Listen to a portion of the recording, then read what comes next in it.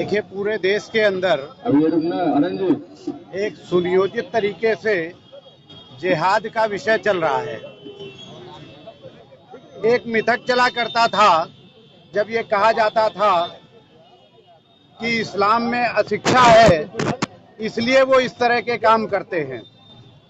लेकिन अभी ताजा प्रकरण हुआ है टीसीएस का, हम सबके संज्ञान में है।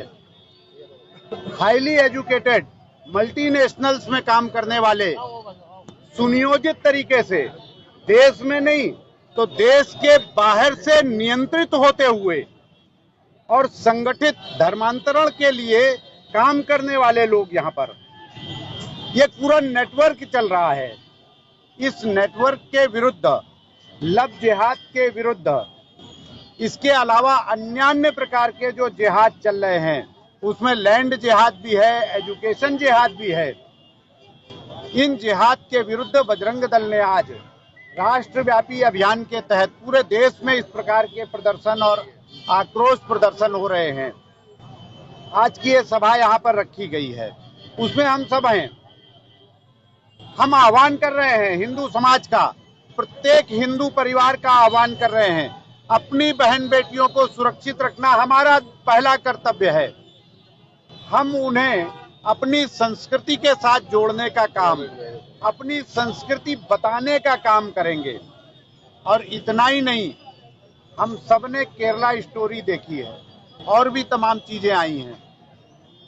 किस हद तक मानसिकता गई है हम सबको पता है। केवल इसको ये कह के नकारा नहीं जा सकता है कि कुछ लड़के करते हैं। अब तो ये प्रमाणित हो रहा है कि ये संगठित स्वरूप में धर्मांतरण चल रहा है और पूरे देश में चल रहा है। कानपुर भी उससे अछूता नहीं है। कानपुर में विभिन्न प्रकार की घटनाएं होती हैं।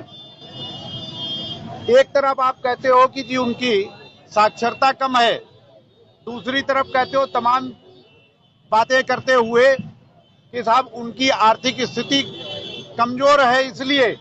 लेकिन मैं आप सबसे, आप कानपुर महानगर के सारे सम्मानित पत्रकार बंधु हैं, मैं निवेदन करूंगा, एक बार इस शहर के सारे मॉल्स में जाइए, सारे अच्छे बड़े से बड़े बाजार में जाइए, क्या दिखेगा आज वहां पर।